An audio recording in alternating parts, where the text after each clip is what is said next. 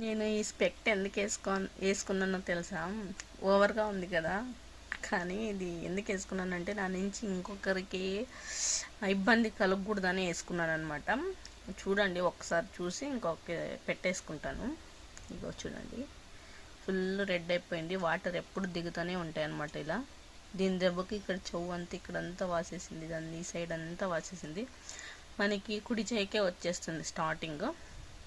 చాలా జాగ్రత్తగా ఉండాలి. ఇది ఎక్కడి వరకు వచ్చిందో అంటూ తెలీదు.